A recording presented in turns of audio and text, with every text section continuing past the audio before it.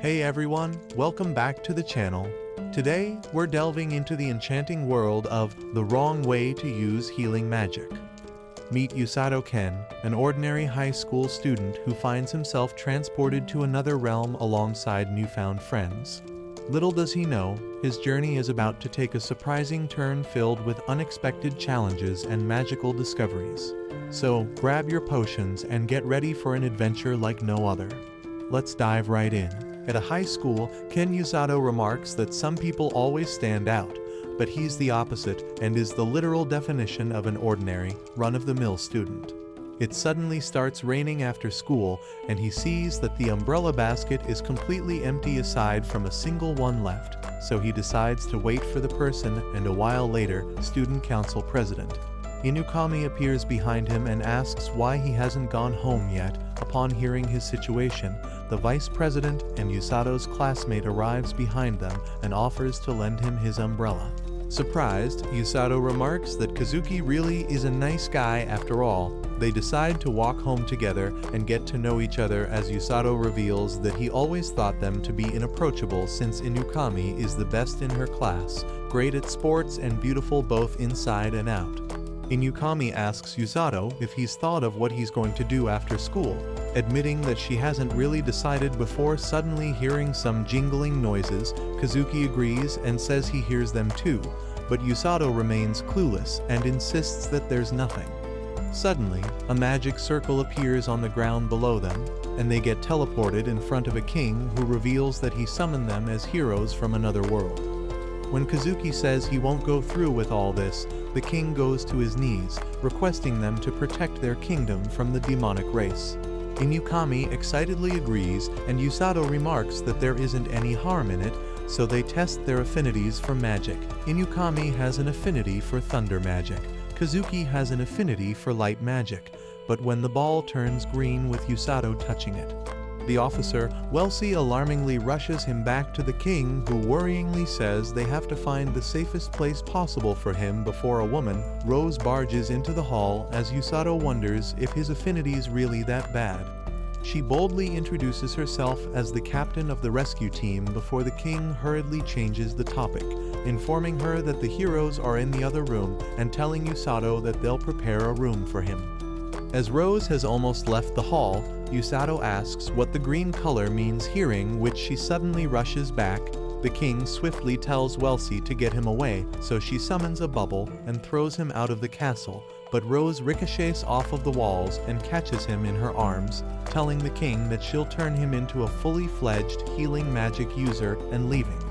Later, Wellesley tells Inukami and Kazuki of what happened, revealing that healing magic users are very rare, and Rose, who's of them, wants to turn Yusato into her subordinate, but her methods are unorthodox, and the subordinates she trains are a little unhinged. At her quarters, Rose tells Yusato that he's a healing magic user, which is why she brought him to the rescue team before introducing her other subordinates, all of which look unhinged. She explains that none of them are healing magic users, and the two other healers normally work elsewhere, so she'll drum into him how one can use healing magic. She leaves, telling him that his training starts tomorrow, as the other subordinates remark that he'll be going through now. As he goes to sleep later, Rose remarks that they'll see how he turns out. Waking up, one of the subordinates tells Yusato that he has a guest, so he goes outside and meets Inukami and Kazuki, who tell him that their training also begins today before vowing to work hard together. After breakfast, Rose explains the basic concepts to him, and he finds that he can automatically translate any language, a skill infused into all the heroes summoned to this world. As his training progresses, he starts by running laps to running longer laps to running laps with weights to running laps as well as push-ups, all of which slowly strengthen his body, and he starts manifesting healing magic at will to further push his body. One day Rose discloses that he's training his body like that so he can run away from the enemy as quickly as possible and swiftly heal his comrades. She starts tricking him into getting even more exercise, and one day when Kazuki and Inukami visit him, they see him attempting push-ups with two large chunks of rock and Rose sitting on top of him. As Inukami admires his muscles, Kazuki remarks that his training really is brutal before a night. Siglis angrily grabs Rose's collar and asks what she's doing. She tells him to lay off, revealing that she plans to make him her right-hand man, so he should at least be able to handle this sort of stress. She dismisses Usato for a break so that he can catch up with his friends and instantly starts squabbling with Siglis. Usato sits down with Kazuki, Inukami, and a girl who introduces herself as Princess Celia and gives them pies. As they're eating, Kazuki asks Usato if he goes through training like that every day, remarking that they regularly practice with Sir Siglis, but he always makes sure to keep their mental health in check. As Usato reaches out for the pie, Inukami excitedly lifts his shirt to get a peek at his muscles before Usato tells them that training is tough, but it's fun and he wants to do what he can while they train to become heroes. Tong arrives to give him his lunchbox, but instantly starts quarreling with Usato, seeing which Kazuki decides to head back to the castle to train, and Inukami remarks that they'll do their best together. Later, as he's taking a bath, Usato remarks that it was great to see Kazumi and Inukami, even if her behavior freaked him out a bit, but what she said was true, since his body really has changed through the strenuous training forced on him, wondering if he has the mental fortitude to match with this body he's built. The next day, Rose throws him a bag, saying they're going outside today. Menacingly standing over a nervous-looking guard, she tells him to open the gate right now so that she can show her subordinate the outside world. As they're standing on the edge of a cliff, she tells him to go down and not return until he's killed a grand grizzly. Shocked, he says it takes 1,000 years for blue grizzlies, which are tough enough on their own, to evolve into grand grizzlies, so she picks him up and flings him into the sky. As Usato's flying in the air, he uses healing magic to cushion his landing and optimistically takes a look at the situation before instantly being chased by a grand grizzly. As he starts running, the grizzly gets joined by blue grizzlies as well, so he quickly jumps into a waterfall.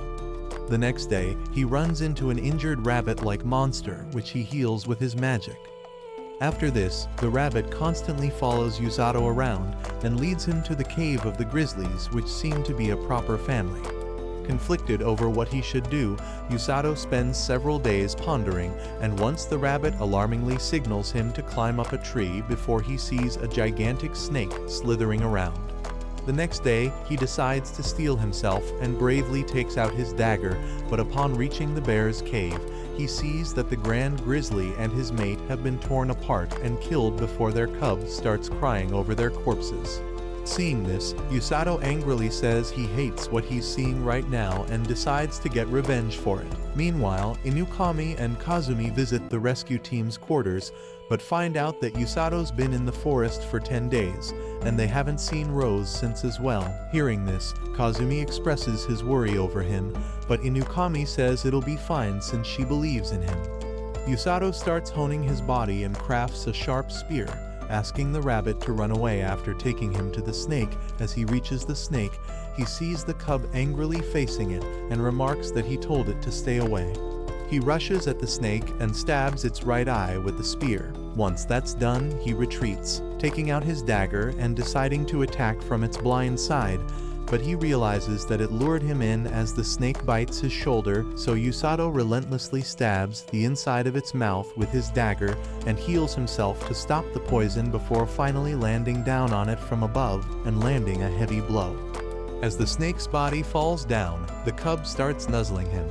Usato says he really can't move after fighting it before the snake gets back up.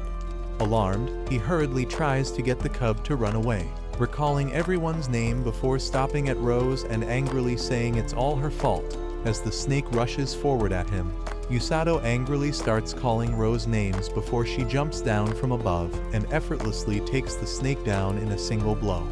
She reveals that the rabbit was actually her ally, Kukuru, and says the cub is coming with them before telling Usato that he won't be receiving any sleep. Returning to the cliff, she admits he has what it takes for what's coming and reveals that the demon army will be attacking soon. Thanks for tuning in to explore the wrong way to use healing magic with us. Don't forget to like, share, and subscribe.